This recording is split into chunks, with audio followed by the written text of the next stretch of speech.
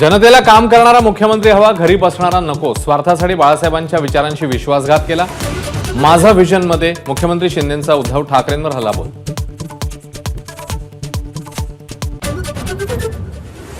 आम्हाला दगा देणाऱ्यांना कृष्ण नीतीचा वापर करून दंडित केलं. शिवसेना आणि राष्ट्रवादी पक्ष फोडणं आमच्या रणनीतीचा भाग.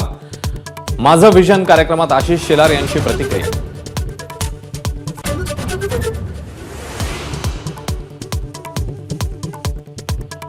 महाराष्ट्रातील उद्योगांची भाजपने राख रांगोळी केली. रांगोळी गुजरातला पाठवून महाराष्ट्रात केवळ राख उरली. माझं व्हिजन कार्यक्रमात आदित्य ठाकरे यांचा हल्लाबोल.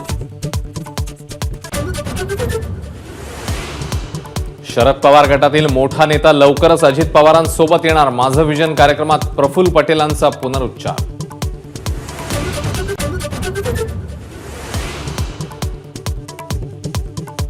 फडणवीस आरोप करतात आणि पळून जातात. ड्रग्ज आणि भ्रष्टाचार रोखण्यात राज्याचा गृह विभाग कमकुवत. माझं व्हिजन मध्ये सुप्रिया सुळेंचा फडणवीसांवर हल्लाबोल.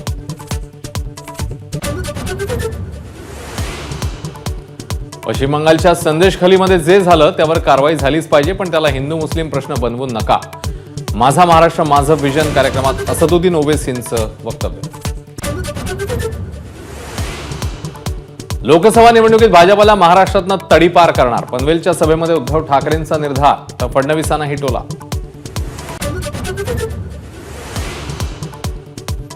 हर्षवर्धन पाटील यांचं मुख्यमंत्री शिंदेंना पत्र. मित्रपक्षातले काही पदाधिकारी धमकी देत असल्याचा पत्रामध्ये उल्लेख.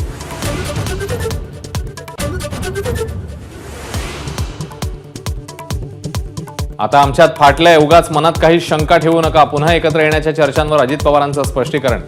तर परत येऊ अशी दादांना शंका होती का? आव्हाडांचा खोचक सवाल.